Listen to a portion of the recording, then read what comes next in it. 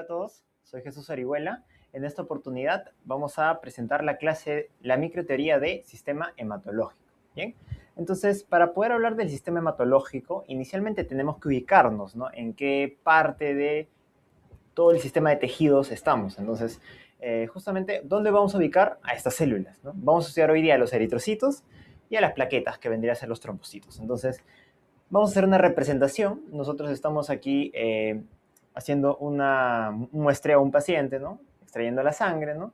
A través de una venopunción. Vamos a sacar sangre de este paciente y obviamente la sangre se coagula. Ya este proceso de coagulación lo voy a explicar más adelante, pero quiero que sepan que obviamente para evitar esta coagulación necesitamos tener en el tubito ciertas sustancias que van a evitarlo, ¿no? Por ejemplo, el citrato, la heparina, ¿no? Que cada uno tiene la función, en el caso del citrato, fijar el calcio, y en el caso de la heparina, desactivar los factores de coagulación. Ambos son componentes de la coagulación, que lo vamos a ver más adelante, ¿ya? Entonces, una vez agregada la anticoagulación, nos da lo siguiente, ¿ya? Este es el componente dividido de la sangre. Entonces, ¿cuáles son, no? Uno por uno. Primero, el 55% está representado por el plasma, ¿bien? Y el plasma tiene lo siguiente, tiene el agua, en un 92%, tiene las proteínas, que es lo que le sigue en porcentaje, y dentro de las proteínas tenemos a estas tres principalmente. Obviamente hay más, pero estas son las que predominan, ¿no? La albúmina, la globulina y el fibrinógeno. Y bueno, otros solutos, entre ellos gases, iones, etc. ¿Ya? Y obviamente hay que saber la diferencia entre sangre, plasma y suero, ¿ya? La sangre obviamente es el plasma, lo que acabamos de comentar, más componentes celulares, ¿no? Las células sanguíneas, eso es la sangre. Y ahora, la diferencia entre el suero y plasma. Recuerden, el suero son todos los componentes del plasma menos los factores de coagulación. Le agregamos factores de coagulación para que recién se llame plasma, ¿ya? Entonces recuerden, el plasma es el suero más los factores de coagulación. Ok, listo. Entonces, una vez hablado del plasma, vamos a ver los componentes celulares, ¿ya? Menos del 1% tenemos al Buffy coat, ¿no? Que es justamente una pequeña placa en donde encontramos a los leucocitos y a las plaquetas, ¿no? Y finalmente, el que tiene más proporción, debajo, tenemos lo siguiente, un 45% que representa el hematocrito, ¿no? Que es el porcentaje de glóbulos rojos, o sea, el volumen, ¿no? Que va a ocupar en toda la sangre. Entonces, un 45% más o menos está compuesto de eritrocitos o glóbulos rojos, ¿no? Ahí los encontramos, ¿ya? Entonces, para hablar de sistema hematológico, vamos a conversar de las plaquetas y de los eritrocitos, porque los leucocitos los vamos a ver en el sistema inmune, aquí, ¿bien? Entonces, comenzamos, ¿no? Vamos a hablar primero de cómo se originan estas células sanguíneas, ¿no? Y se originan por un proceso llamado hematopoiesis, ya que es justamente el proceso en donde se van a originar todas estas líneas celulares sanguíneas. Entonces, vamos a tener dos etapas. Tenemos una etapa intrauterina, ¿no? Una gran etapa intrauterina, y una extrauterina, ¿no? Que es justamente cuando, después del nacimiento, cómo se van a originar estas células sanguíneas, ¿ya? Entonces, vamos a tener tres fases, ¿no? Que representan los lugares en donde se van a producir estas células sanguíneas. La fase número 1, la tenemos aquí, es la fase mesoblástica, ¿ya?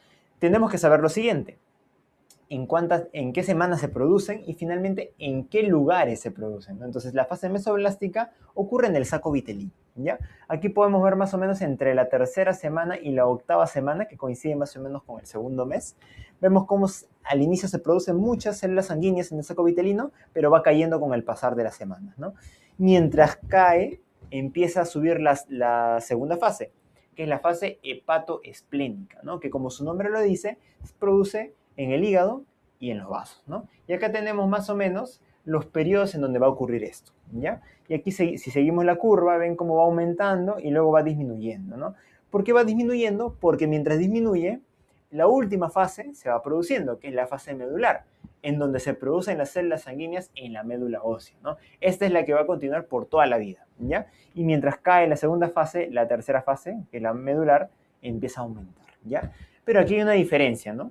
Después del nacimiento, al comienzo casi todos los huesos lo van a producir células sanguíneas, ¿no? Porque recuerden que la médula ósea está en los huesos, y obviamente en los huesos largos principalmente, pero van a ir perdiendo esta capacidad, y principalmente se va a producir en los huesos planos, ¿ya?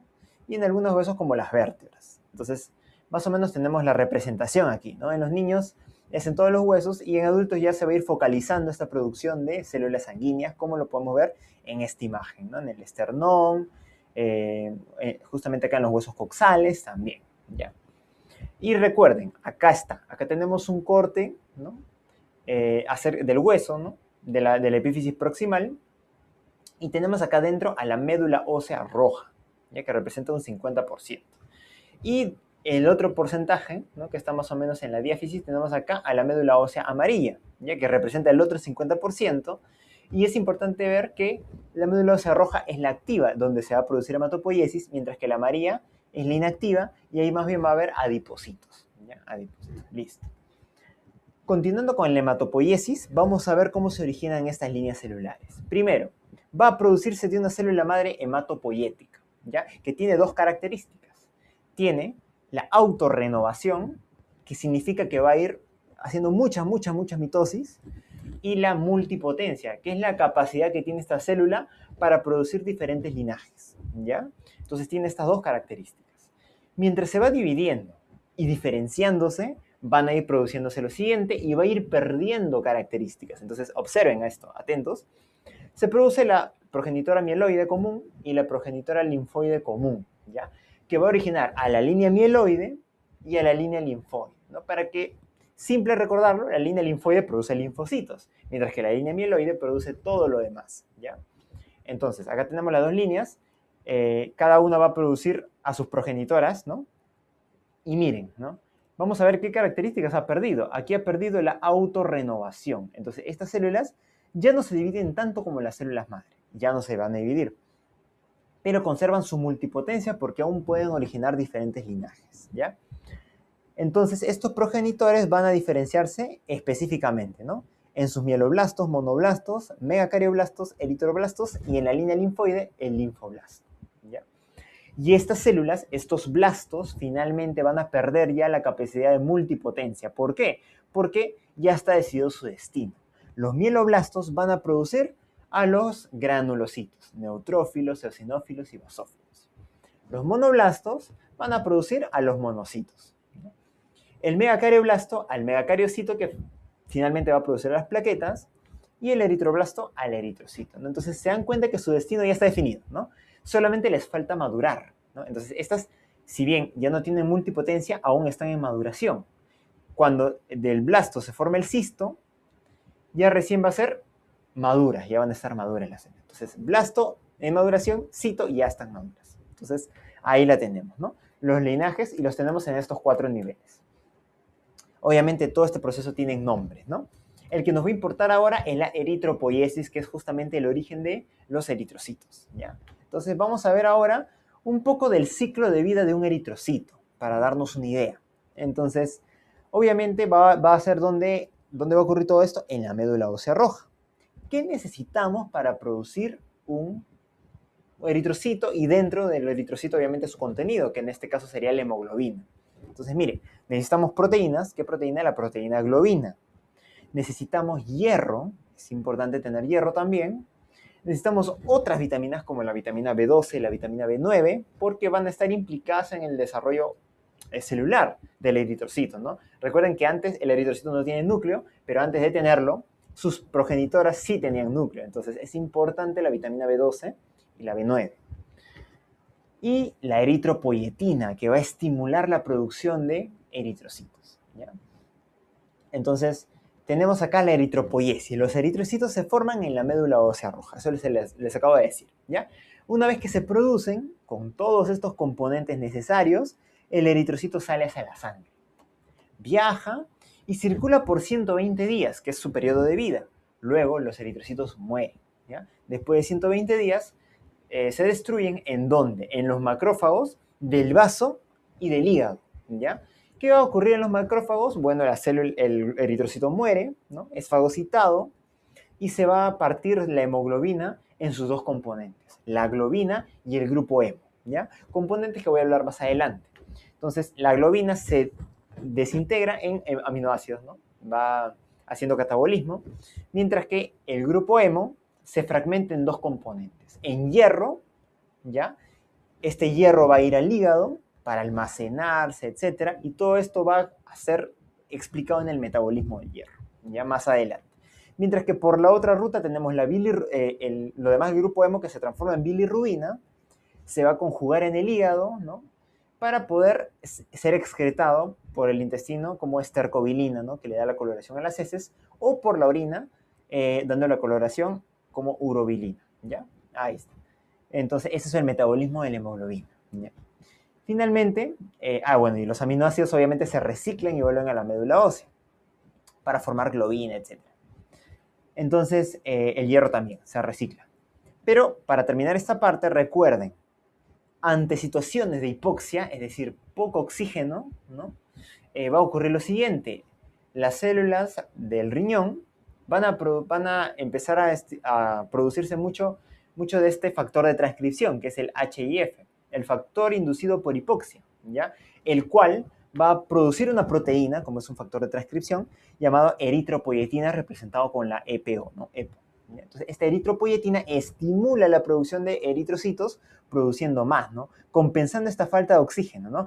Poco oxígeno, necesitamos más transportadores para que lleguen el oxígeno, el poco oxígeno, a todas las partes del cuerpo posible, ¿no? Y de esta manera se compensa, ¿ya? Listo. Ese es todo el ciclo de regulación y el ciclo de vida del eritrocito. Entonces, vamos a ver la estructura rápidamente. Recuerden, los eritrocitos son discos bicóncavos anucleados. No tienen núcleo. Ahí lo tenemos, ¿no? Tenemos las medidas. ¿Cuál es la función? Obviamente transportar la hemoglobina, ¿no? Que a su vez la hemoglobina transporta oxígeno hacia los pulmones, de los pulmones, perdón, a los tejidos, ¿ya? Núcleo, no tiene núcleo. En el citoplasma no presenta orgánulos típicos, es decir, no hay mitocondrias, por ejemplo, ¿ya? Porque necesita mucho espacio para almacenar a la hemoglobina. Y justamente por eso, su combustible es la glucosa. Si no hay mitocondrias, no hay respiración aeróbica, por lo tanto, utilizan la respiración anaeróbica, ¿ya? Produciendo 2 ATPs, ¿no? Y utilizan la fermentación para recuperar estos cofactores, ¿no? El NADH, lo va a necesitar para justamente volver a hacer la glucólisis, ¿no? La glucólisis anaeróbica. Y para eso se produce la fermentación láctica, ¿no? Ahí está. Bueno, la membrana celular tiene asociado, ¿no? al citoesqueleto con las proteínas de membrana, ¿no?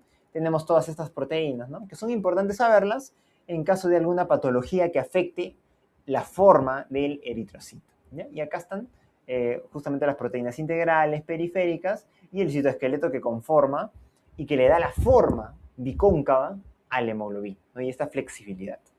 Listo, ¿no?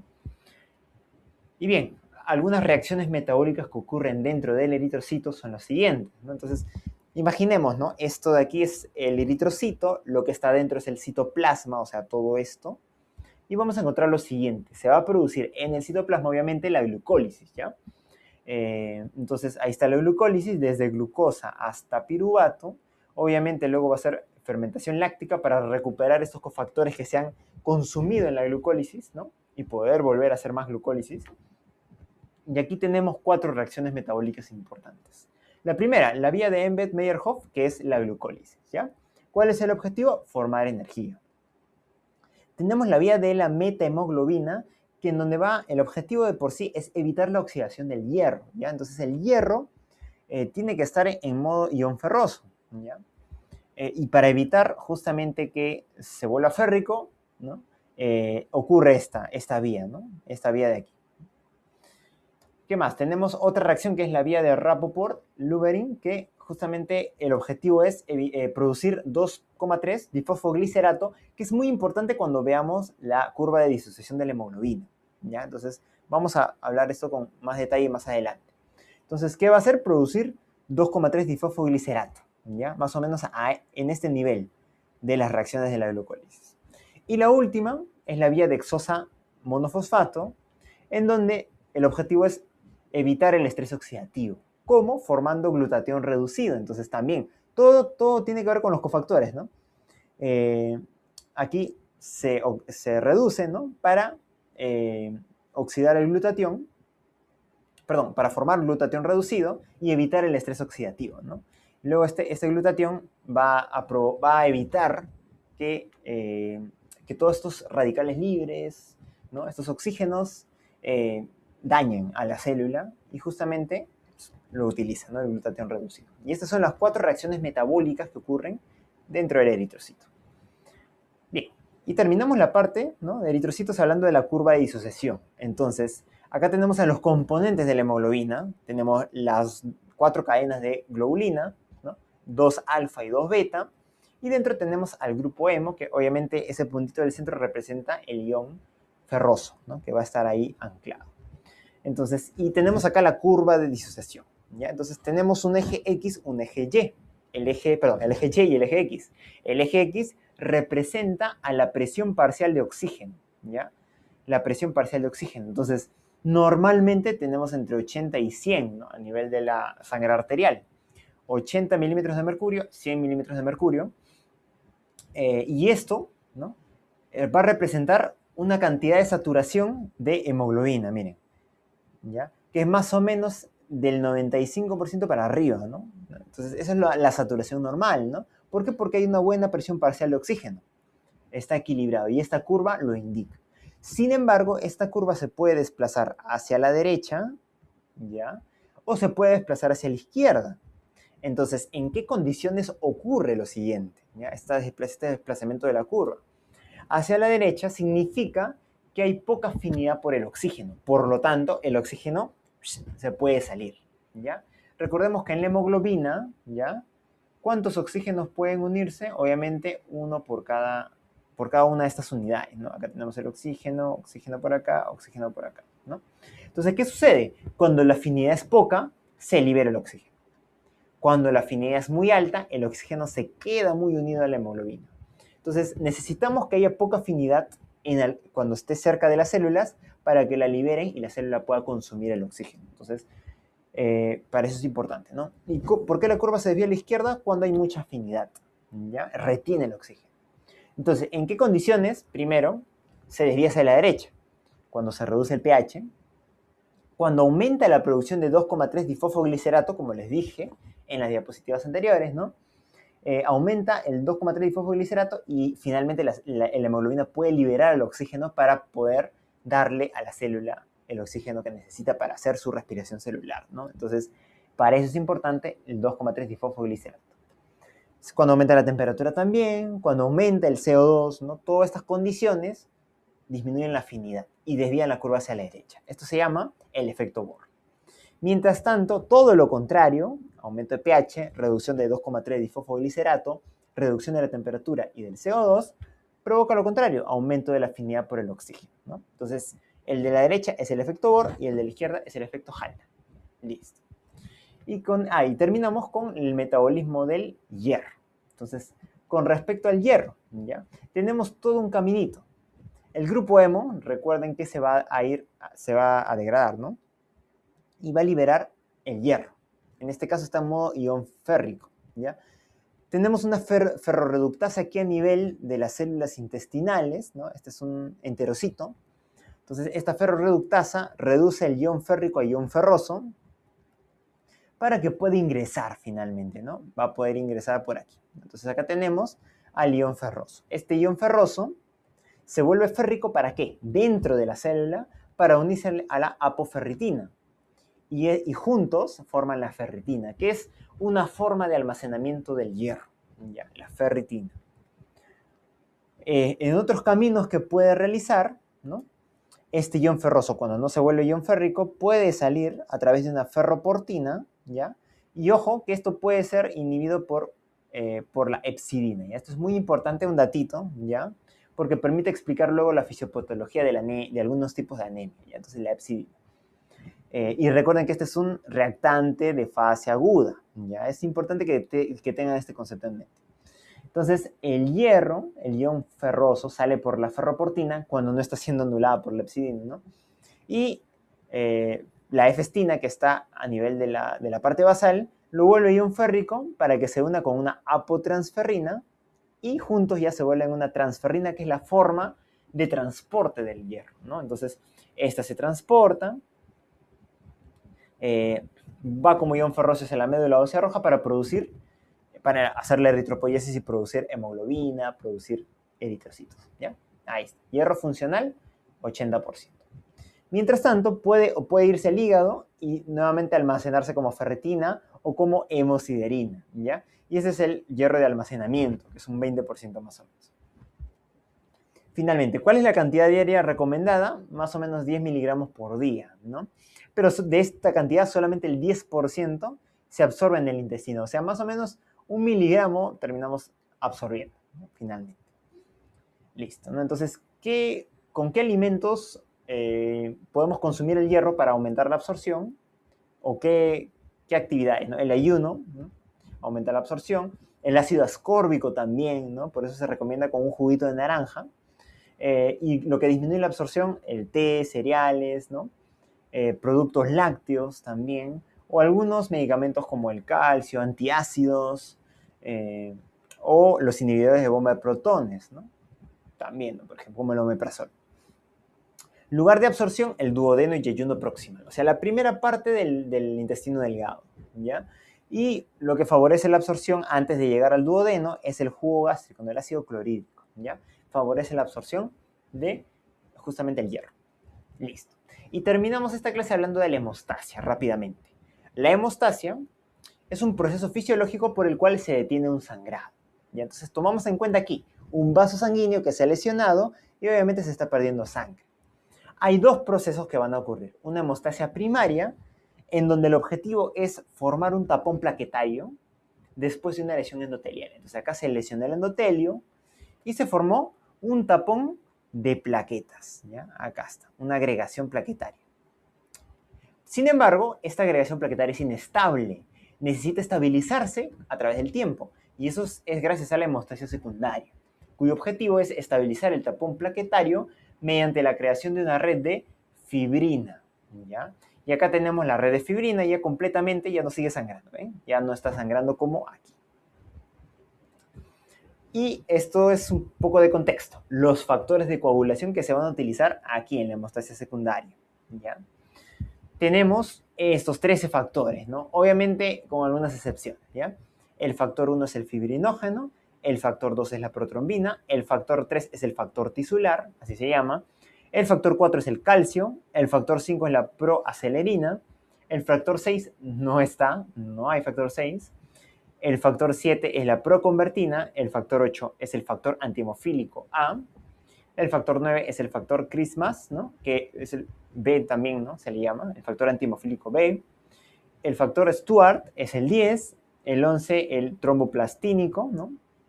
El 12 es el factor de Hagemann y finalmente el 13 es el factor estabilizador, ¿ya? Son todos estos factores de coagulación y recuerden cuáles son dependientes de vitamina K. Son los siguientes, ¿ya? El 2, el 7, el 9 y el 10, ¿ya? Yo lo recuerdo por fecha, mira, no pongo esta fecha, me es más fácil recordarlo. ¿Por qué? Porque aparte es mi cumpleaños, ¿no? El 27 de septiembre es una fecha de mi cumpleaños, entonces yo me acordaba así los factores de coagulación, ¿ya? Y bueno, el 2010 me acordaba porque justamente es el año en donde terminé de estudiar primaria, entonces como que tengo eso en mente y es más fácil recordar los factores de coagulación, el 2, el 7, el 9 y el 10, ¿ya? Ahí está.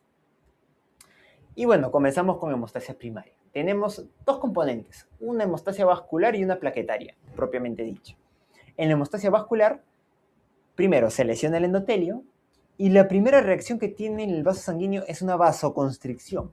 ¿Para qué? ¿Cuál es el objetivo de esta vasoconstricción? Reducir el flujo sanguíneo, ¿no? ¿Para qué reduces el flujo sanguíneo? Para evitar más pérdida de sangre. Y también al haber vasoconstricción, puedes aumentar la concentración, ¿no? De las plaquetas, ¿no? Entonces las plaquetas que van a estar viajando por ahí tienen más posibilidades de juntarse entre sí, ¿ya? Para eso está la vasoconstricción. Ahí está, ¿no? Y luego el otro efecto es la exposición del colágeno subendotelial. Entonces, cuando hay una lesión, mira, acá se ha lesionado el endotelio, el colágeno que está debajo del endotelio se ha expuesto al medio externo. Entonces, las plaquetas y el mismo endotelio tienen lugares de almacenamiento de un factor llamado el factor de von Willebrand, ¿ya? El factor de von Willebrand es muy importante, ¿ya? En el endotelio está en los cuerpos de Weibel-Palade, algo así se llama, ¿no? Y en las plaquetas están los gránulos alfa. Entonces, se libera el factor de von Willebrand y se une con el colágeno expuesto debajo del endotelio, ¿Y qué ocurre? Empezamos con la segunda fase, que empieza la adhesión plaquetaria. Cuando el colágeno, ¿no? Se expone al factor de von Willebrand, pasa lo siguiente, ¿no? El factor de von Willebrand se queda pegadito ahí y viene la plaqueta. La plaqueta que tiene un receptor llamado el GP1B, ¿ya? Este receptor se va a anclar con el factor de von Willebrand, ¿ven? Como vemos aquí, ¿no? Y gracias a esta unión ocurre lo siguiente, la activación plaquetaria, ¿ya? ¿En qué consiste la activación plaquetaria? En dos cosas. Primero, cambia de forma. La plaqueta cambia de forma, ¿no? Pasa a ser más o menos así, a volverse como estrellada, ¿no? Listo. ¿Y cuál es la otra función? Que produce sustancias que van a favorecer la agregación plaquetaria, ¿ya? Y acá lo tenemos, ¿no? La representación. Entonces, miren, ¿qué va a ocurrir? Estas sustancias que producen son, por ejemplo, el tromboxano A, que va a ayudar a hacer más vasoconstricción, o, por ejemplo, va a producir el ADP. Este ADP va a estimular que se produzca dentro de la plaqueta un receptor muy importante. Es el GP2B3A, este de aquí, ¿ya? ¿Por qué es importante? Porque una vez que está ya producido, ¿no? Como receptor afuera de la plaqueta, se va a unir al fibrinógeno que va a encontrar acá. Entonces, miren, acá está la plaqueta, ¿no? Este es su receptor, el de acá, el que les dije, el GP2B3A, y se une con el fibrinógeno, ¿ya? Y al unirse se van a empezar a aglomerar, y esto es lo que se llama la agregación plaquetaria. Entonces son 4 fases: la iniciación, la adhesión plaquetaria, la activación plaquetaria y la agregación finalmente, en donde ya las plaquetas están pegadas con su fibrinógeno, ¿ya? Listo. Pero esto es temporal, no va a durar mucho. Necesita de un proceso más para que se consolide este tapón.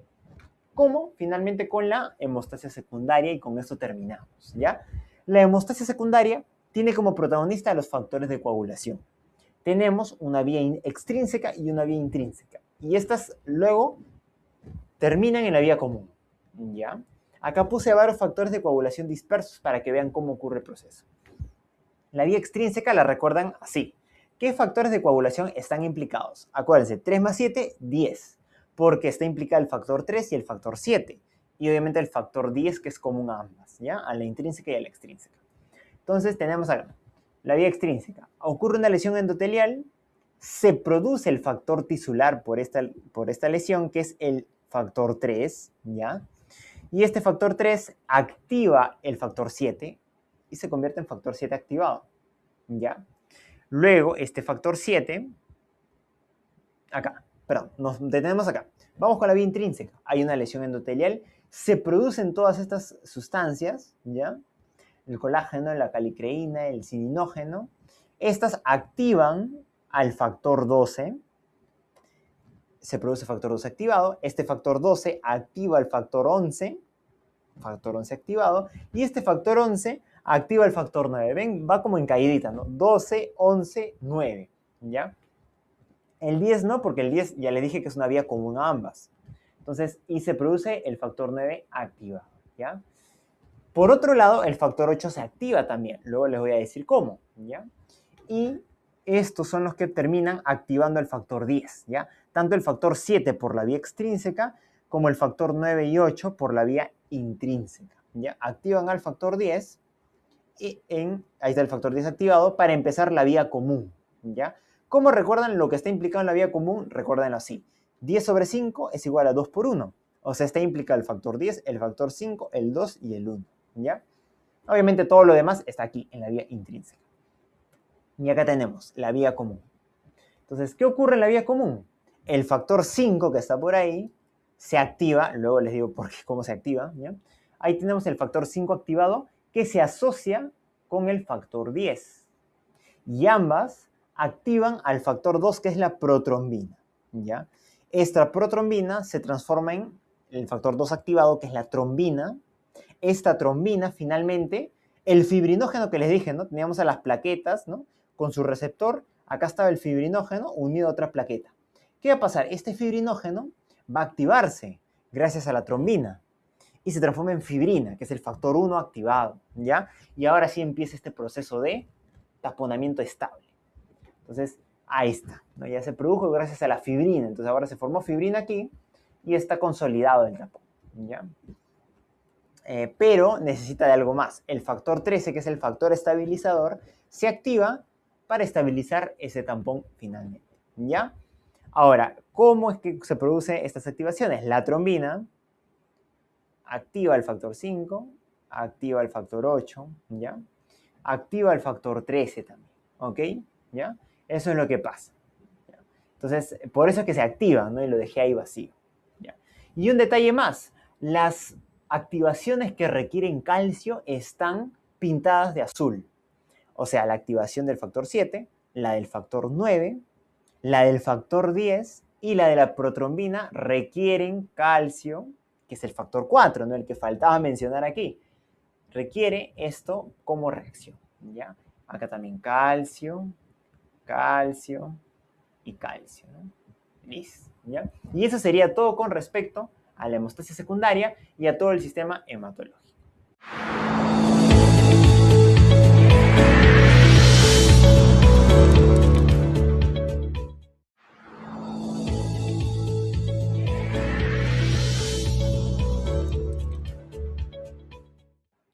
Hola a todos, soy Jesús Orihuela y en esta oportunidad vamos a ver la microteoría del sistema inmune. ¿Ya? Con respecto al sistema inmune, tenemos que hablar de la diferencia entre ambos tipos de sistema inmune, innata y adaptativa, así de manera puntual, ¿ya? Tenemos estas diferencias principales, ¿no? La especificidad. Recuerden que la innata es poco específica, mientras que la adaptativa es muy específica, ¿ya? Mientras que aquí vamos a buscar patrones de receptores, que son los PAMs, ¿ya? Eso se identifica, o sea, se identifica una gran gama de, ¿no? La adaptativa ya es más específica porque busca antígenos que pueden estar en una bacteria que en otra no. Mientras que en todo grupo de bacterias tenemos a unos patrones asociados, cada bacteria es distinta, tiene su propia huella digital, ¿ya? Entonces, ahí está, ¿no? De esta manera hay una gran diferencia entre la innata y la adaptativa. La diversidad es limitada en la innata, ¿ya? Mientras que en la adaptativa es muy alta diversidad de receptores, ¿no? ¿Por qué? Porque estos van a ser procesos genéticos para hacerlo más específico, ¿no? Entonces va a haber una mayor diversidad. Respuesta, la respuesta en la innata es rápida, ¿no? Tiene que ser inmediata, mientras que en la adaptativa es lenta porque se va transformando dependiendo de la bacteria, el tipo de antígeno que se ha expuesto, ¿ya? La memoria no tiene memoria inmunológica la innata, mientras que la adaptativa sí, ¿no? Cuando se active va a tener una memoria y cuando el mismo patógeno ataque al organismo va a hacer una respuesta más rápida porque ya hay memoria, ya se va a saltar el proceso de aprendizaje y de producción, va a pasar de frente a la acción, ¿ya? Y finalmente la autorreactividad, ninguno las tiene, ¿no? Porque eso nos causaría algún fenómeno de autoinmunidad, ¿ya? Listo, entonces más o menos este es el proceso, ¿no? Viene un patógeno, ¿no? El patógeno aumenta, acá tenemos a la inmunidad innata, ¿ya? Innata. Llega un punto en donde empieza a desarrollarse la inmunidad adaptativa, ¿ya? Adaptativa. Y bueno, obviamente cae cuando ya la infección se acaba, pero se conserva un poco de la memoria, ¿no? Para que en una próxima infección ocurra esto, miren, ¿no? Acá se expuso el antígeno, esta es la innata, esta es la adaptativa que se demoró más que la innata, ¿ya? Y miren, ¿no? Pero ¿qué pasa si se vuelve a exponer al mismo antígeno? Pues la respuesta es mucho más rápida. Mira, la adaptativa ya actuó casi en conjunto con la innata e incluso el efecto fue mucho mayor, ¿ya? Esa es la importancia de las conexiones entre ambos sistemas inmunes. Vamos a comenzar a hablar de la inmunidad innata, ¿ya? Proporciona una primera línea de defensa inmediata e inespecífica contra los patógenos. Y ahí tenemos unas barreras y unos componentes. Las barreras innatas, que están compuestas por las barreras físicas, por ejemplo, acá tenemos a la tos, ¿ya? La tos, el estornudo, ¿no? Que son reflejos que nos permite expulsar patógenos o algún cuerpo extraño que se haya entrado en nuestro cuerpo, ¿no? Tenemos barreras como la piel y las mucosas, ¿ya? La piel, tenemos acá en las mucosas del tracto genitourinario, el tracto gastrointestinal, ¿no? El tracto respiratorio, ¿no? Entonces, tenemos ahí como unos mecanismos de defensa, ¿no? Con la mucosa de esas porciones, ¿no? Y también tenemos la microbiota, ¿no? Que es la flora bacteriana, ¿no? de nuestro organismo, ¿ya? Microbiota que también nos defiende. Listo, ¿ya? Y también tenemos barreras bioquímicas, ¿no? Por ejemplo, las lisocimas, ¿ya? Las lisocimas, que son bactericidas, ¿ya? ¿Qué más? Tenemos, por ejemplo, ácidos como el ácido gástrico del estómago, o tal vez el pH ácido de la vagina, ¿no? También, ¿no? Tenemos péptidos antimicrobianos que se producen. Entonces, todos son barreras bioquímicas. Ya, listo. Con respecto a los componentes celulares, tenemos a los leucocitos, ¿no? De los que faltaba hablar, ¿no? Justamente en esta parte.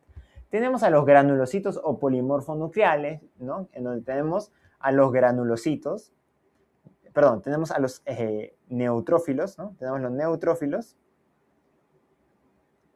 tenemos a los eosinófilos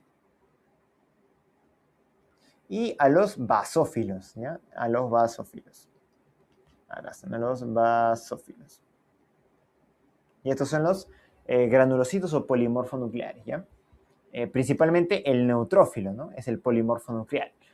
Y todos estos son granulocitos porque tienen gránulos que presentan ciertas proteínas que van a actuar justamente con respecto a la inmunidad. Luego tenemos los agranulocitos o mononucleares, en donde tenemos a los monocitos, ¿ya? Que luego van a formar lo que son los macrófagos, fuera de la sangre, ¿no? Y tenemos aquí a los linfocitos, ¿ya? Los linfocitos, ¿ya? En donde tenemos los que representan la inmunidad innata, específicamente van a ser los linfocitos NK, Natural Killer, ¿ya? Porque el T y el B va a estar en la inmunidad adaptativa. Y otras células importantes, por ejemplo, tenemos a los mastocitos, ¿ya? Mastocitos que median en las respuestas alérgicas. Y también tenemos a las células dendríticas, que son células presentadoras de antígeno, ya que vamos a hablar en un momento. Componentes humorales, tenemos al sistema del complemento, por ejemplo, ¿ya? Que tiene tres funciones. Participar en la respuesta inflamatoria, ¿no? Como anafilotoxinas, estas de aquí, por ejemplo. Opsonización de patógenos, es decir, marcar a un patógeno para llamarlo a que lo fagociten, ¿no? Y matar a los patógenos directamente a través de la formación de poros, ¿no? Y por lisis se destruye el patógeno, ¿no? Esto es gracias a la producción del MAC, ¿no? Que va a ser el sistema de complemento. Listo. Vamos a hablar de algunos mecanismos celulares. El antígeno leucocitario humano es un complejo genético que va a codificar a unas proteínas llamadas el MHC, que es el complejo mayor de histocompatibilidad, ¿ya? Estas son proteínas que presentan el antígeno. Entonces, vamos a explicarlo. Ya tenemos dos tipos, el MHC1 y el MHC2. Entonces, acá tenemos los genes, ¿no?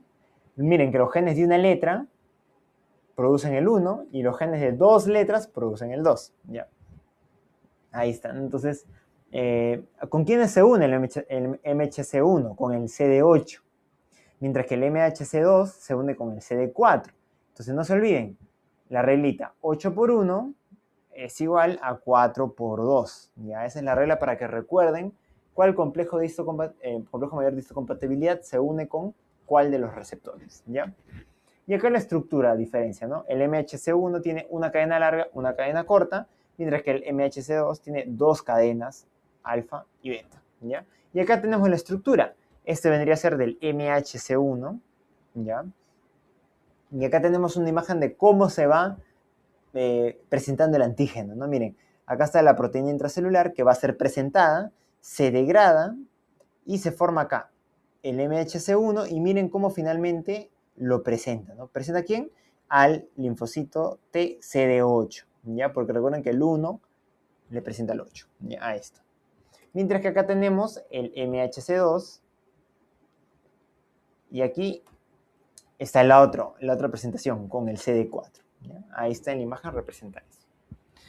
Otra cosita, yo les dije que el innato reconocía patrones, ¿verdad? Entonces tenemos acá los receptores de reconocimiento de patrones, que es el PRR, ¿ya? Entonces, ¿qué hacen estos receptores? Reconocen. ¿Qué reconocen? Dos cosas. Patrones moleculares asociados a patógeno, que son los PAMs, y los patrones moleculares asociados a daño, que son los DAMs, ¿ya? Y esto finalmente activa la respuesta inmune. Entonces, ¿cómo se produce esto? Un patógeno tiene PAMs, ¿no? Estos PAMs son reconocidos, ¿no? Acá tenemos a una célula que lo ha fagocitado y luego ha presentado, ¿no?, su antígeno. Esta es una PC, es una célula presentadora de antígeno, ¿ya? ¿Y qué va a hacer? Tiene dos opciones, ¿no? Esta también, ¿no? Acá están las células dendríticas, por ejemplo, que también son APC, células presentadoras de antígeno. Una célula dañada presenta DAMS, que también es reconocido, ¿ya? Se fagocitan y estos son presentados, ¿ya? Estos DAMS. Entonces pueden pasar dos cosas, como les dije. Si es macrófago o neutrófilo, va a producir el estallido respiratorio, ya que es justamente una respuesta con radicales libres y otras sustancias producidas por oxígeno para degradar y destruir al patógeno, ¿ya? O puede pasar lo siguiente. Presentan antígenos y se lo presentan al sistema inmune adaptativo, o sea, linfocito T, linfocito B, ¿ya? O puede pasar que de frente se producen citoquinas o quimioquinas, ¿no? Por ejemplo, los macrófagos, ¿no? O los neutrófilos, y estos reclutan más células inflamatorias, ¿no? Pueden pasar estas vías. Pero si se dan cuenta, hay una conexión con el sistema adaptativo aquí, ¿ya? Y terminamos el innato hablando de los mecanismos humorales. Tenemos las proteínas de fase aguda, ¿ya?, las cuales en una situación de inflamación, infección, van a producirse, ¿no? Principalmente en donde se producen, en el hígado, ¿ya? Y empiezan a aumentar. Aumentan su producción estos reactantes o proteínas de fase aguda, ¿ya? Tenemos muchas de estas, como por ejemplo la proteína C reactiva, el PCR, ¿no? Tenemos la procalcitonina también. Tenemos la hepcidina, por eso les dije que era un reactante de fase aguda, hepcidina, ¿ya?, en la clase de sistema hematológico. Ahí está, ¿no? Y muchas otras más, ¿no? Por ejemplo, la ferritina también, ¿no? La ferritina también aumenta, ¿ya? Entonces, ahí lo tenemos. Mientras tanto, el sistema del complemento es el otro, ¿no? El otro mecanismo humoral. Entonces, en este mecanismo tenemos tres vías. La vía clásica, la vía de lecitina y la vía alternativa. Tienen que entender un par de cositas. La vía clásica inicia con un complejo antígeno-anticuerpo, es decir, es necesario que haya anticuerpo para producirlo. La vía de lecitina es porque se une el C4, ¿no? El C4 se une justamente a la manosa, ¿no? Perdón, es el C1 el que se une a la manosa. El C1 se une a la manosa, que está en la superficie de las bacterias. Y finalmente la vía alternativa son estructuras que están en la superficie del patógeno, ¿ya? Y también se activan con esto. Entonces, vamos primero con la vía clásica. El C1, ¿ya?, forma un complejo y este complejo fragmenta al C2, ¿ya? El C2 en C2A y C2B. Ahí va uno. Luego, la vía de lecitina también forma un complejo con el C1, ¿ya? Y este factor C1 fragmenta al C4, igualito en C4A y en C4B, ¿no? Esta actúa como quimioquina, ¿ya? Quimioquina. El C4B y el C2B, ambas se juntan para formar la C3 convertasa. Y lo dejamos en pausa. La vía alternativa actúa a nivel de C3. C3 se fragmenta, ¿ya?, se une con un factor B y forma también la C3 convertasa. O sea, tenemos dos tipos de C3 convertasa, ¿ya? Una producida por la clásica y por la vía de lecitina y otra por la vía alternativa, ¿no? Por eso se llama así, vía alternativa. Ambas, finalmente, fragmentan al C3, ¿ya? Fragmentan al C3 y se une, ¿no? Entonces, el C3 se fragmenta, bota un C3A y el C3B se une con estas convertasas formando la C5 convertasa, ¿no? Miren, lo mismo de acá, pero con el 3B, ¿ya? Forman la C5 convertasa. Esta C5 convertasa activa y fragmenta el factor C5 en un C5A que actúa como anafilotoxina y participa en las reacciones inflamatorias, ¿ya? Y la C5B finalmente se va uniendo al factor C6, C7, C8, C9 para formar el MAC, ¿ya? El MAC. Este MAC actúa como un poro que va a provocar la lisis del patógeno, ¿no? Y de esta manera actúa el sistema del complemento, ¿ya? El sistema del complemento. Así con las funciones que les mencioné. Listo. Y terminamos con la respuesta inmune adaptativa, ¿ya? Acá está un cuadro resumen de todo lo que tienen que saber específicamente.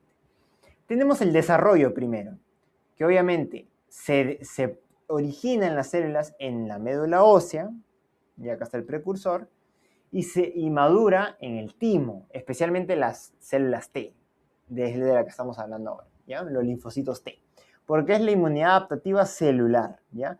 Mediada por los linfocitos T.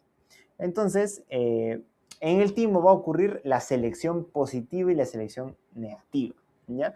La selección positiva ocurre en la corteza del timo, en donde se corrobora que tengan los receptores adecuados, ¿ya? Doble positivo, ahí está. Mientras que en la selección negativa, más bien se evalúa que no autorreaccionen, o sea, evita la autoinmunidad. Esto promueve la tolerancia, decía, ¿no? Que haya tolerancia inmunológica. Y ahora sí, luego de la selección negativa, que ocurre en la médula tímica, ya tenemos nuestros linfocitos maduros, ¿ya? Ahí están maduros, pero tienen que activarse en los órganos linfáticos.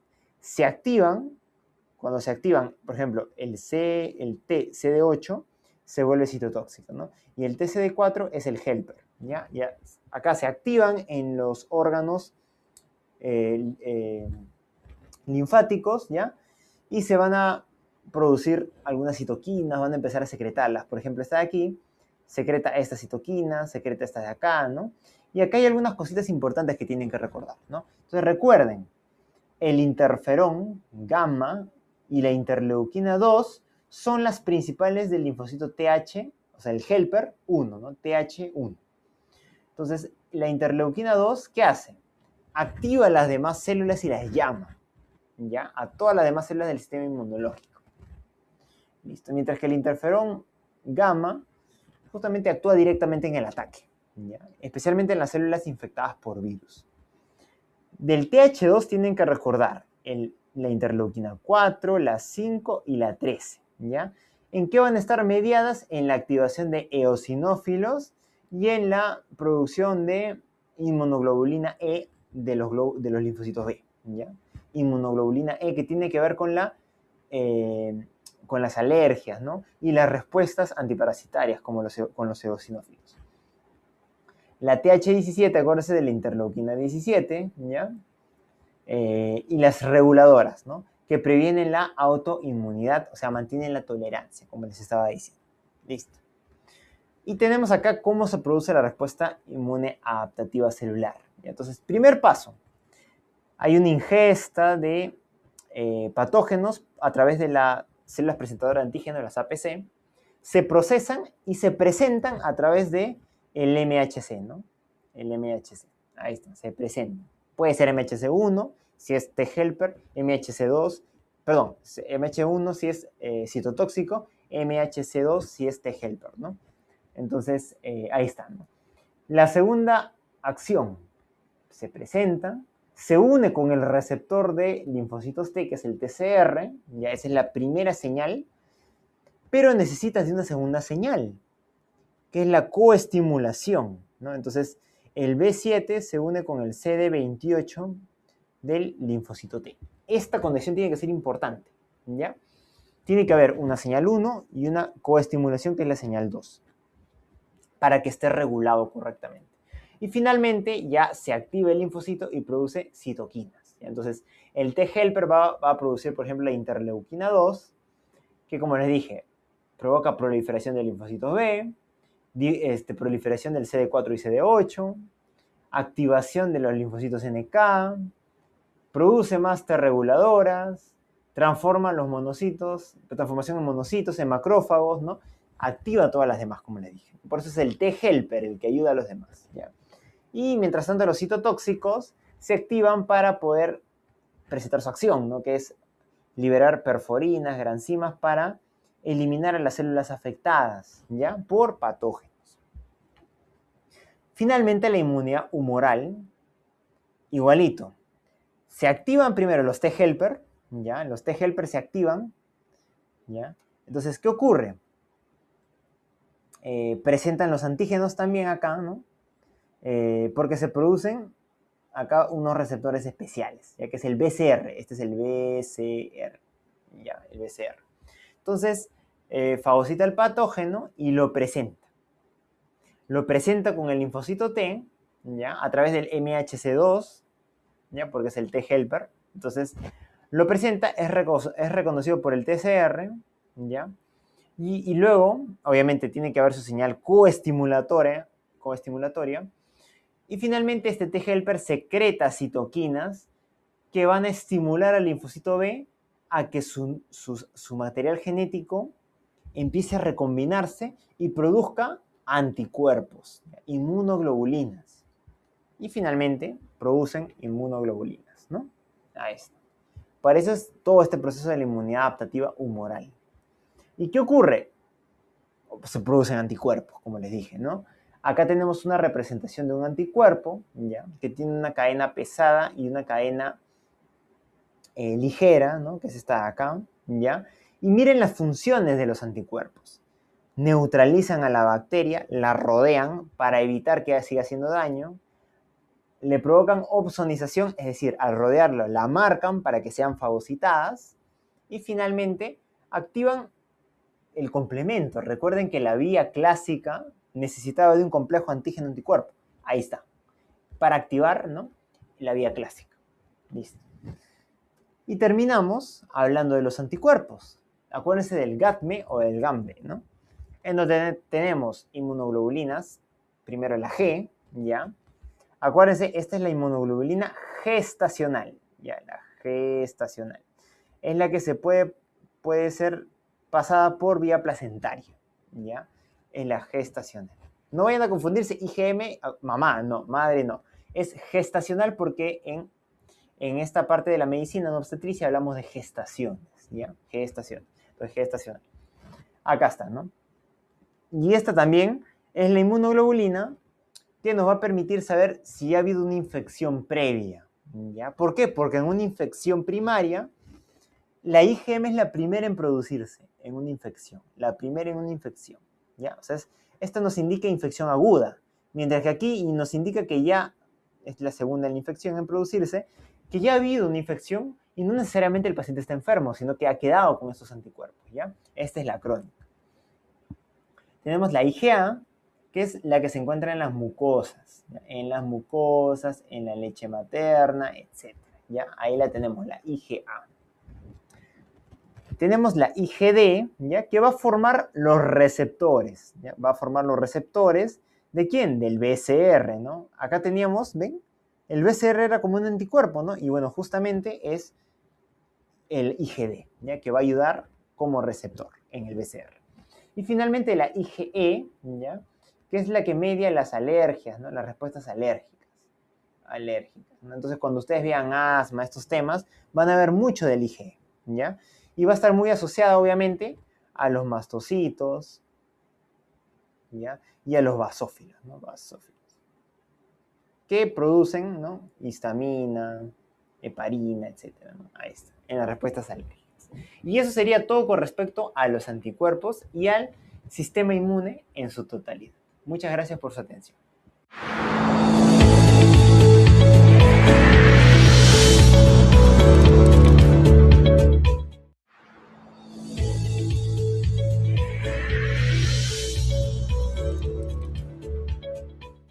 ¿Qué tal con todos?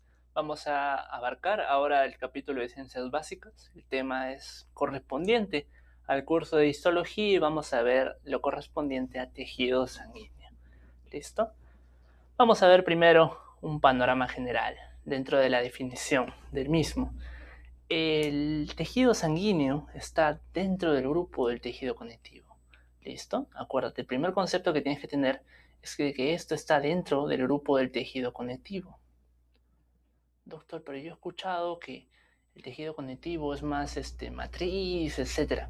Este tejido conectivo no es cualquiera, es un tejido conectivo especializado. ¿Ya? Especializado. Tenemos acá un tejido conectivo especializado. No es cualquiera, ojo, es un tejido conectivo dirigido a una función específica, ¿sí? Por aquí tenemos la lámina, ¿sí? En la constitución, porque esto de acá es lo primero que vamos a ver. El primer concepto que quiero que te lleves a casa en mente es tejido conectivo especializado. Número 2, la composición. Eso también es un concepto importantísimo que vamos a desarrollar.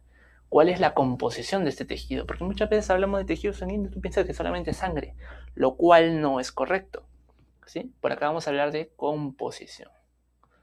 Composición. La composición, ojo, no porque se llame tejido sanguíneo significa que solamente sangre. ¿Listo? No solamente va a ser sangre. También tenemos grupos celulares, también tenemos plasma, etc. Doctor, ¿cómo es eso? No lo entiendo. Vamos a ver por acá. El primer grupo de la composición son las células, ¿ya? Las celulitas que van a estar presentes dentro del tejido. Recuerda que un tejido es un grupo de células agrupadas. No hay mayor idea. Y dentro de las células que vamos a tener tres tipos en especial. Los eritrocitos, ¿no? Los eritrocitos, los que van a formar los glóbulos rojos, toda esa gente. Los leucocitos, los glóbulos blancos, y los trombocitos. ¿Ya? Entonces tenemos tres grupos celulares. Los eritrocitos, los glóbulos rojos, tenemos los leucocitos, los glóbulos blancos, y tenemos a los trombocitos, también llamadas plaquetas.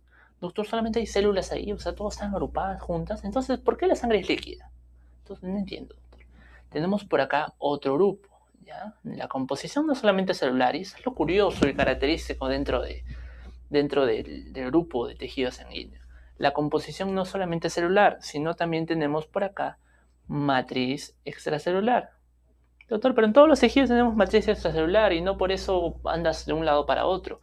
Lo característico de esa matriz extracelular es de que esta es líquida. ¿Sí? Esta matriz extracelular es líquida. ¿Sí? Es líquida.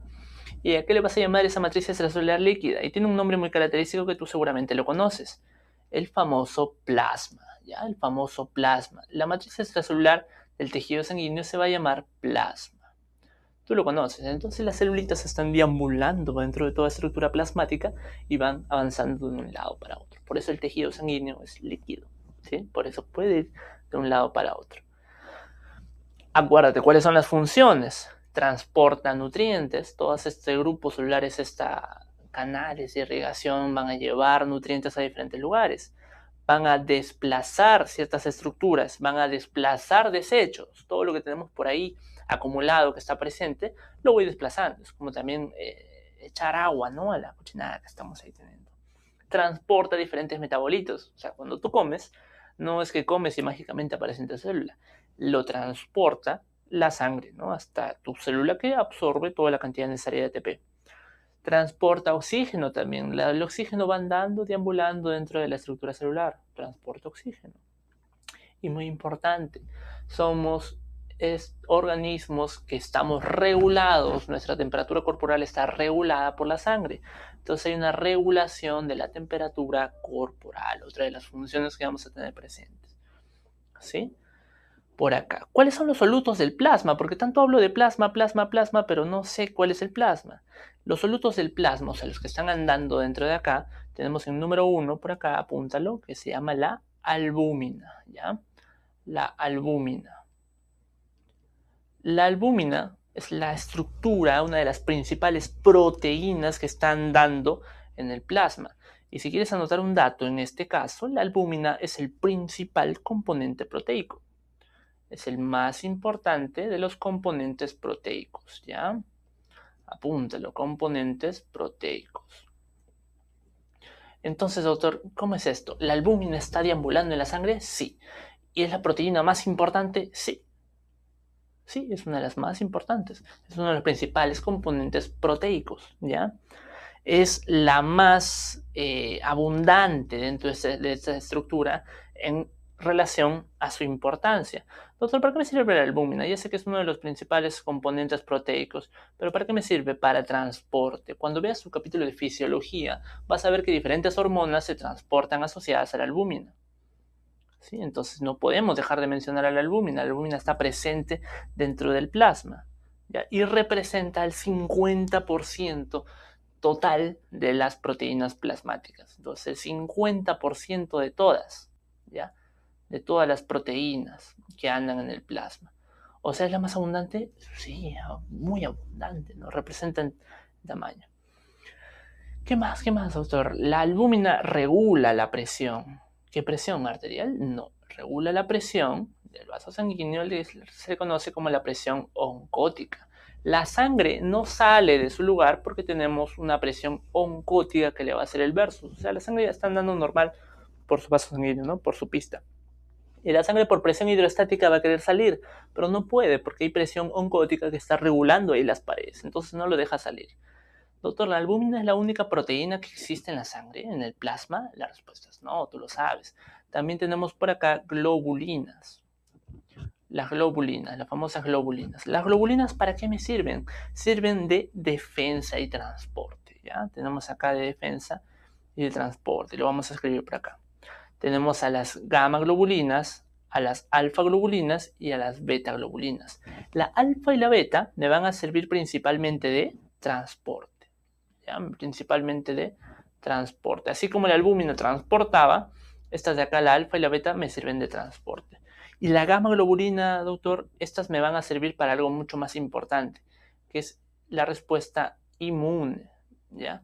Las gamma globulinas también se le conocen como los que van a producir a los anticuerpos producidos por las células plasmáticas. Entonces las gamma globulinas están en constante relación con el sistema inmune. Ya no solamente tenemos esto. ¿Qué otra proteína tenemos en el soluto del plasma? Tenemos al famoso fibrinógeno. Ya, el fibrinógeno. Y el fibrinógeno es muy importante a nivel de la coagulación. Acuérdate de eso. Cuando hablamos de fibrinógeno, hablamos sí o sí de coagulación. ¿Y esto de qué me sirve? Cuando tú lleves tus cursos en medicina interna, clínicas, etc., vas a ver que el fibrinógeno es un factor que vamos a estar muy atentos. Entonces, esto tú debes saber que se produce a nivel del hígado y que está corriendo a nivel normal de la sangre. Entonces puede dosarse, puede medirse, ¿sí? Y esto tiene que ver mucho con los procesos de coagulación. Acuérdate entonces. Dentro de la composición del mismo, tenemos dos acá tubitos de ensayo. Tubito de ensayo número 1, tubito de ensayo número 2. Vamos a ver en el 1, ya, cómo estamos. En el tubito de ensayo número 1, vamos a ver acá cómo se ha dividido. Ya, por acá la parte amarilla, por acá una capita intermedia y por abajo los glóbulos rojos, ¿sí? Lo has centrifugado y lo hemos dividido. Tenemos por arriba toda la estructura de matriz extracelular que se llama plasma, ¿sí? Y ya te he dicho que tiene el plasma, albúmina, fibrinógeno, inmunoglobulinas, que es la globulina gamma, ¿no? Vitaminas, sales y todo lo demás, ¿sí? Acuérdate de eso. Tenemos en el intermedio una capa leucocitaria, acuérdate, leucocitos, importantísimo, ¿no? Los leucocitos. Y los hematíes, ¿ya? Los hematíes representan casi la mitad de todo. Entonces, doctor, dentro de los eritrocitos, leucocitos, trombocitos, ¿cuáles son los más importantes? Los hematíes, por supuesto. Los hematíes representan gran cantidad de toda la estructura a nivel plasmática, ¿no? Dentro del plasma están gran cantidad de porcentaje los hematíes, ¿sí? Los leucocitos y las plaquetas representan solamente un 1%, ojo con eso, 1%. Mira cuánto representan los hematíes. Entonces, en comparación, ¿cuál es la estructura más abundante dentro de que está circulando dentro del plasma? Los hematíes, por supuesto, ¿no? Ahí está. Si tú los centrifugas y los separas, tenemos por ahí el tubito, una gran cantidad de hematíes, ¿sí? Este tubito número 1 lo hemos recogido con un anticoagulante, ¿ya? Entonces evitamos que los hematíes se aglutinen, se unan con el otro. Entonces podemos utilizar heparina, citrato sódico o vamos a centrifugarlo más adelante. Cuando tú lleves tus cursos de clínicas vas a ver que hay diferentes tubitos de varios colores, ¿ya? Tú dices, pásame el de EDTA, perdón, pásame el con heparina, pásame el con citrato, etc. Son anticoagulantes que te van a permitir que no se junten, ya que no estén mezclados, ¿sí? Uno con el otro. En cambio, en el tubito número 2 vamos a recoger la sangre sin anticoagulante, es decir, vamos a dejarla coagular. Cuando tenemos esto, tenemos dos estructuras, el suero y el coágulo de sangre, que es lo que se ha aglutinado. Doctor, ¿qué significa esto? Coágulo de sangre va a hacer que los eritrocitos se han unido unos con otros con redes de fibrina. Es decir, mira, el eritrocito está por acá, el eritrocito está por acá, están libres, ¿no? Si hubiera anticoagulante, no se juntan uno con el otro. Pero cuando no hay anticoagulante, ¡plop!, se unen. ¿Por qué? Porque hay una red, lo estás atrapando con una red. ¿Cuál es la red? Es la red de fibrina, ¿ya? Este coágulo de sangre es tiene una red de fibrina que lo está agrupando. Y tenemos por otra parte el suero. Doctor, entonces, ¿cómo es esto? ¿Qué diferencia entre plasma y suero? Porque es algo que siempre te preguntan. El suero es un líquido rico en proteínas, no varía, ¿no? Hasta el plasma es lo mismo, pero que no tiene fibrinógeno. Es por eso que yo te puse este ejemplo entre los dos tubitos. La diferencia entre el plasma y el suero es que el suero no tiene fibrinógeno. Doctor, ¿no tiene? No, el fibrinógeno se ha utilizado, acuérdate, ¿para qué servía el fibrinógeno? Para la coagulación. Entonces, el coágulo de sangre ha utilizado este fibrinógeno, acuérdate, red de fibrina. Entonces ha utilizado. Entonces este suero, como no tiene anticoagulante, ha utilizado este factor de coagulación, que es el fibrinógeno, y por eso no está presente. Entonces, doctor, la diferencia entre plasma y suero es de que el suero no tiene fibrinógeno, sí, porque ha sido utilizado en el coágulo de sangre para formar redes de fibrina. Simple, ¿no? ¿Pero contiene lo demás? Sí, mira, tiene albúmina, inmunoglobulinas, tiene otros componentes, etc. En cambio, el plasma sí tiene fibrinógeno. ¿Y por qué? Porque no lo he utilizado para la coagulación, porque tenía un anticoagulante. Sencillo, simple, básico, ¿ya? Así tienes datos importantes. Por acá tienes a los leucocitos, ¿ya? Tienes todo el otro grupo de células importantes que estamos teniendo. Ya hemos visto la parte inicial, ahora vamos a seguir con los leucocitos. Dentro de los leucocitos tenemos una serie de características, ¿ya? Serie de características que vamos a tener acá. Podemos ver el tamaño, vemos la cantidad, el núcleo, la función, etc. Pero lo que más importante, son los gránulos, ¿ya? Encontramos a granulocitos y agranulocitos, ¿ya? Acá hay un pequeño error de tipeo. Vamos a ponerlo por acá bien. Por acá. Vamos a quitar esta A. Esos son los granulocitos. Y esos de acá son los agranulocitos. Ahora sí, ¿sí? Agranulocitos, un error de tipeo. ¿Por qué le llamo granulocitos? Porque tienen granos, ¿ya? Es sencillo el nombre, es derivado del mismo, ¿no? Granulocitos. ¿Por qué? Vamos a ponerlo acá en color negro, ¿sí? Los neutrófilos. Vamos a ver de los neutrófilos porque son uno de los más importantes. Dentro del número de neutrófilos, aproximadamente el 60% son neutrófilos. O sea, la gran mayoría de leucocitos son neutrófilos, ¿sí? Dentro del diámetro, que son datos menos relevantes, eso es un 9 a 12 micrómetros, ¿ya? Eso no es muy importante. El núcleo, acuérdate, son granulocitos, tienen granos, ¿ya? Mira por acá, granitos tienen. El neutrófilo tiene 3 a 5 núcleos, ¿ya? Eso sí es importante que lo sepas. Tiene 3 a 5 núcleos. Y dentro de los gránulos sí está presente. Ahí pone un check, ahí dentro de los gránulos. ¿Cuál es la función? Defensa. Fagocita y destruye a las bacterias, ¿ya? Dentro de la función es la fagocitosis y destrucción bacteriana. Importantísima función del neutrófilo, la primera línea, tus soldados, tus peones, los que siempre van a estar dispuestos a morir por ti, van a ser tus neutrófilos. Van a formar la fagocitosis y la destrucción bacteriana, ¿sí? Destrucción bacteriana. Entonces por acá lo tenemos, bacteriano. Los neutrófilos son los primeros que van a ir a morir por ti, ¿no?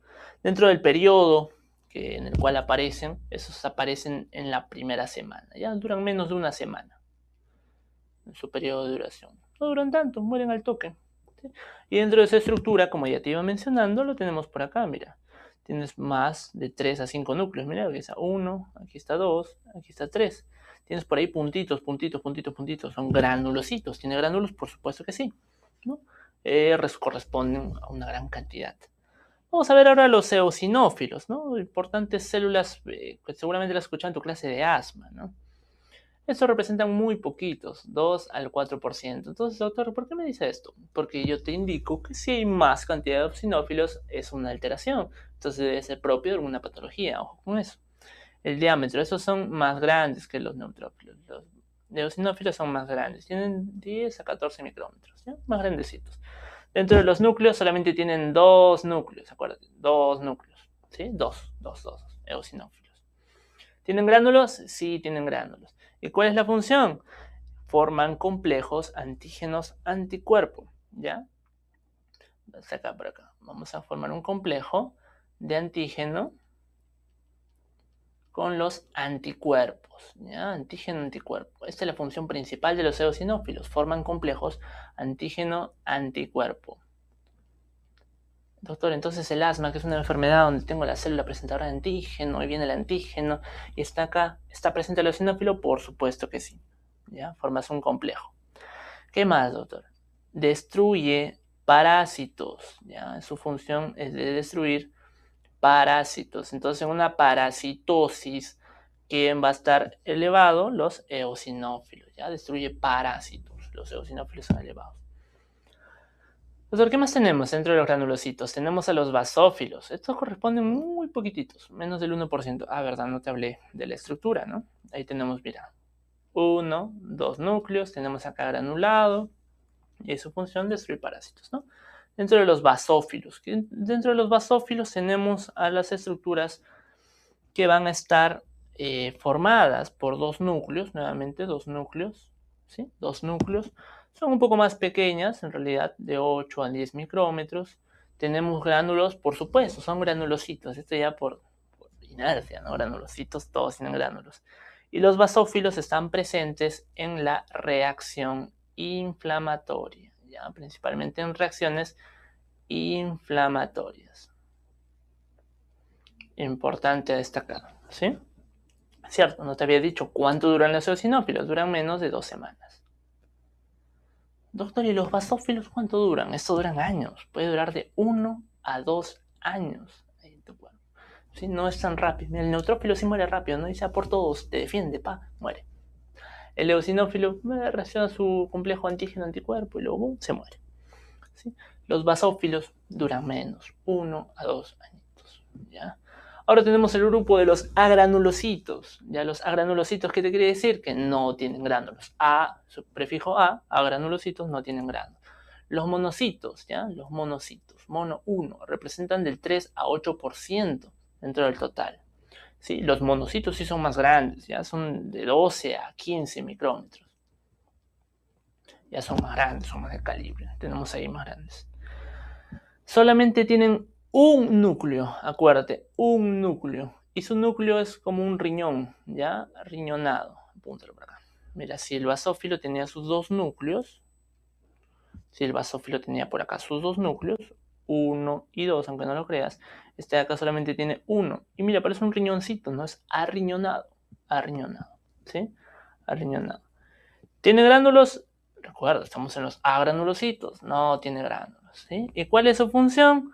También fagocitaria. La mayoría de estas células de defensa fagocitan porque son células de defensa. Fagocitosis. Fagocitosis, ¿sí? Fagocitosis. Por acá. Dentro de su duración, su periodo de duración, cuando están en el tejido sanguíneo duran poco. Cuando están en la sangre duran poco, ya mueren rápido. Pero cuando están en el tejido conectivo, duran bastante. Doctor, ¿cómo es eso? Cuando están andando en la sangre, mueren rápido. Pero cuando están ahí aguardando en tu tejido conectivo, es decir, en tu intersticio, están ahí esperando al acecho que algo pase, ahí duran bastante. Entonces ellos son los que están ahí aguardando, como ese policía que nunca sale de su comisaría, está aguardando. Y cuando sale, ¡pum!, muere. Ya, muere. Porque ahí su función es defenderte. Entonces él aguarda, es muy cauteloso, aguarda, dura bastante en el tejido conectivo, pero cuando sale, pum, muere, adiós. Y luego tenemos a los otro grupo de granulocitos, ya tenemos a los linfocitos. Estos linfocitos sí son más, ojo, linfocitos son principales células de defensa, del 20 al 25%. Doctor, entonces tenemos más neutrófilos, entonces toda la defensa se basa en neutrófilos. La respuesta es no, los linfocitos son importantísimos acá, sí, son importantísimos. Pero estos son en menor cantidad, pero ojo, son más efectivos, ¿ya? Son más pequeños, estos son de 8 a 10 micrómetros, no son tan grandes como los monocitos. Solamente tienen un núcleo y su núcleo es esférico. Ahí está, su núcleo es esférico, ¿sí? ¿Tienen gránulos? Por supuesto que no, estamos diciendo que son agranulocitos, ¿ya? Y su función va a depender de la defensa a la cual necesitas. Por ejemplo, si tenemos por acá linfocitos T, su respuesta es celular, acuérdate, respuesta celular, mata células, ¿ya? Y si tenemos linfocitos B, su respuesta es humoral, ¿sí? Su respuesta es humoral. Dentro del periodo de vida de estos pueden durar meses o incluso pueden durar años, ¿ya? Pueden durar años. Entonces, el resumen general de toda la cantidad de células que vas a ver. Todos los leucocitos, otros son un montón, demasiados, no lo puedo aprender. Ya, lamentablemente tienes que ver la gran cantidad de leucocitos que hay. Son tus principales células de defensa. Ya hemos hablado del componente general, del plasma, del suero, etc. Ahora vamos a hablar de las células. Por acá, leucocitos. Vamos a ver esta diapositiva, vamos a agrandar uno con otro. Por acá tenemos una diapositiva con neutrófilos, mira. Neutrófilos, mira, tienes acá un neutrófilo, ojo, es multinucleado, mira, 1, 2, 3, 1, 2, 3, 4, 5, por acá lo tenemos, está nadando dentro del grupo eritrocitario, que son bastantes, acuérdate, los eritrocitos son un montón, los leucocitos son poquitos, mira, 1 en 1.000.000. Por acá andamos el plasma, entonces es muy fácil de distinguir, mira, bien granuloso, ¿no? Bien granuloso, por acá. Los eosinófilos, binucleados, mira, 1, 2, bien granulosito. También 1 en 1.000.000 andando, esos son menos todavía. Andando por acá, acá están los eritrocitos, andando por acá el plasma, etc. Los basófilos, ya un poco más grandes, más teñidos su núcleo, ¿no? Acá más cromático, 1, 2 núcleos. Por acá sigue manteniendo los gránulos presentes, también son 1 en 1.000.000. Mira, ojo, por acá tenemos eritrocitos, plasma, etc. Ahora vamos por los agranulocitos, los que no tienen gránulos. Tenemos a los monocitos, mira, un riñoncito por acá. Y a los linfocitos que tienen su núcleo esférico, ¿no? Circular. Por acá también son menos. Estamos aquí dentro de los eritrocitos, acá aledaños, está el plasma. Y no tienen gránulos, ¿sí? Y dentro de los linfocitos, mira por acá, tienen acá su núcleo central, está dentro del grupo eritrocitario, el plasma por aquí está nadando y por aquí andando. Son células principalmente de defensa, ¿acuerdo? Cuando son células T, la respuesta es celular, cuando son células B, la respuesta es humoral. Las células B, linfocitos T, más adelante te van a formar anticuerpos. Ojo, dato, apunta. ¿Listo? Diapositiva de histología para que puedas visualizar el panorama generalizado. Hemos hablado de leucocitos, hemos hablado de eritrocitos en cierta medida, vamos a ampliar un poco más y vamos a hablar ahora de la coagulación de la sangre. ¿Y quién interviene principalmente en la coagulación de la sangre? Los trombocitos, ¿ya? Los trombocitos están aquí presentes. Entonces, dentro de los trombocitos, vamos a recordar que los trombocitos son las famosas plaquetas, ¿ya? Los trombocitos son las famosas plaquetas. Son los que están ahí andando y favorecen la coagulación. ¿No he escuchado ese cliché que dice, no, está mal de las plaquetas, no coagulas, etc. ¿Sí? Dentro de sus características, mira, el trombocito no tiene una forma como tal, ¿no? Es medio así, amorfo. Es porque el trombocito está formado por pequeños fragmentos.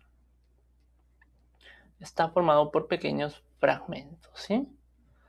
Entonces, ¿el trombocito es uno solo? No, está formado por pequeños fragmentos. Algunos no los consideran ni siquiera una célula, ¿ya? Ni siquiera una célula.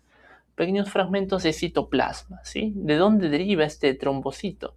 De una célula grandota, que tenemos acá amorfa, mira, una célula grandota, que tiene por acá un espacio, 2, 3, 4, 5, 6, 7, un montón. Este grandote de acá, que va a dar origen a varias plaquetas, a varios trombocitos, trombocito 1, trombocito 2, trombocito 3 y así hasta el fin, se llama megacariocito. ¿Ya? Este grandote se llama mega porque es enorme, cariocito. Ese sí es una célula, el megacariocito. La plaqueta, el trombocito, algunos ni siquiera la consideran célula porque es un fragmento citoplasmático de partición del megacariocito. ¿Sí? Y participan, muy importante dato que debes anotarlo, participan en la coagulación, apúntalo, coagulación, ¿sí? No te olvides de esto, coagulación. Participan, importantísimo, en la coagulación de la sangre. Están aquí por aquí presentes. Dentro de la coagulación de la sangre vamos a tener el proceso de hemostasia, ¿ya? La coagulación de la sangre se le conoce como el proceso de la hemostasia, ¿sí? Las plaquetas que están aquí presentes, llaman a más plaquetas, ¿ya? Es el primer proceso, llaman a más plaquetas, ¿sí? llaman a más plaquetas. ¿Y cómo van a llamar a más plaquetas? A través de ese factor, que es el tromboxano. ¿Ya? El tromboxano A es una plaquetita que dice, mira, hay una hemorragia. Entonces llamamos a más plaquetas y más plaquetas. ¿Y cómo vas a llamar a más plaquetas? Con los tromboxanos. ¿Qué tromboxano? Pregunta examen, tromboxano A2. ¿Ya? Y ese tromboxano A2 también genera una vasoconstricción, o sea, evitas que salga más sangre, ¿no? O sea, que te desangras. Entonces la plaqueta dice, tromboxano A2, por favor, deténlo. Entonces, ¿qué hace el tromboxano 2? Hace vasoconstricción, disminuye el flujo para que no salga tanta sangre. ¿Ya? La celulita endotelial libera otro factor importante, que es el factor tisular. ¿Ya? Tisular. Y por acá, el endotelio libera endotelinas. Mira, tienes 1, tienes 2 y tienes 3. ¿Ya? Por acá. 1, 2 y 3. ¿Qué más tenemos? Número 4, número 5 y número 6. Dentro del número 4, una vez que ya controlaste y hiciste vasoconstricción, llamaste a más plaquetas para que empieza a unirse. Llamaste un montón de plaquetas, hay un montón de plaquetas, un montón de gente. Plaqueta 1, 2, 3, 4, 5, 100. Pero las plaquetas están mirándose las unas a las otras y dicen, ¿qué hago ahora entonces? ¿Qué hago? Estoy acá, pero ¿qué hago? Solo no puedo. Entonces viene acá un proceso importantísimo, número 4, que es el fibrinógeno. Y el fibrinógeno une gente. Viene, te abraza, plaqueta 1, plaqueta 2, júntense, dice, abrácense. Y viene otra plaqueta y formamos una red, ¿sí? El fibrinógeno luego es activado por la trombina. Ojo, fibrinógeno está inactivo. Entonces viene la trombina y le dice, oye, fibrinógeno, despierta. Y el fibrinógeno se convierte en fibrina, y la fibrina es una red salvaje. La fibrina viene y te agarra. El fibrinógeno todavía está inactivo, tranquilo, andando, quiere unir gente, pero todavía no sabe cómo. En cambio, la fibrina ya es un salvaje. Ya viene uno, otro, se junta, se suma. Entonces viene por acá, activa. ¿Sí? Por acá tenemos todos los factores. Y formamos un coágulo de fibrina, una red de fibrina, ya, entrelazado por factores de coagulación. ¿Sí? Al fin y al cabo, tenemos número 7 y número 8, el plasminógeno. El plasminógeno, nuevamente, ógeno, está inactivo. ¿Quién lo activa? El activador tisular del plasminógeno. Mira, qué nombre tan curioso, ¿no? Lo activa el plasminógeno. Y forma plasmina, ¿ya? Al final de la coagulación de la sangre voy a disolver, ¿no? No te vas a quedar con un coagulote de sangre ahí. Viene la plasmina y disuelve, rompe ese coágulo. Lo rompe, lo disolvió. Disolver, dice. ¿Sí? Entonces por acá tenemos al trombocito. ¿Qué más tenemos por acá? Al final al eritrocito. Dentro del eritrocito vamos a ver algunas características importantes. Los eritrocitos, ojo, son los más abundantes dentro del grupo celular, ¿sí? Hay aproximadamente 5 millones, ¿ya? 5 millones de eritrocitos están acá. Dentro de las características, van a ser células pequeñas, van a ser células pequeñitas, ¿ya? Ojo, no esperes grandes células en el eritrocito, van a ser células pequeñitas, pero abundantes, ¿ya? Van a ser muy pequeñas, pero van a ser muy numerosas. Ojo, en número sí son bastantes, ¿ya? Numerosas.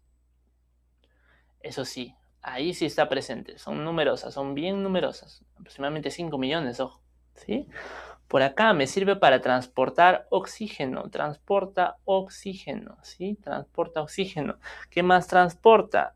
Otros nutrientes, agarra y viene por acá y se juntan con el eritrocito y te transporta oxígeno, ¿sí? Por acá otro dato importante, son anucleados, ojo, anucleados, no tienen núcleo, el de los mamíferos, ser humano no tiene núcleo, anucleados, ¿ya? ¿Sí? Y es de una estructura bicóncava. Bicóncavo, ¿sí? Bicóncavo, mira, o sea, es como un caramelo, eso es así, hundido por acá, hundido por arriba, por abajo, bicóncavo, ya hay una concavidad en ambos lados. Dentro de la membrana celular, esta membrana celular favorece que esta estructura sea bicóncava. Mira, ahí lo estoy dibujando por si te quedaba la duda. Es bicóncava, ¿sí? Es bicóncava. Esta estructura permite, ¿por qué? Te dirás, ¿por qué no? ¿Por qué es bicóncavo? Permite que pase de un lado para otro. El eritrocito puede pasar de un lado para otro con mayor facilidad, tiene flexibilidad, ¿sí? Tiene bastante flexibilidad, a diferencia de otras estructuras que no la poseen, ¿ya? Alteraciones en este lóbulo puede tener, por ejemplo, esferocitosis o eliptocitosis. Puede ser como una esfera o puede ser como una elipse. Y ambas alteraciones son malignas, ¿ya? Malignas. Podemos tener esferocitosis o podemos tener eliptocitosis. De elipse, ¿ya? De elipse.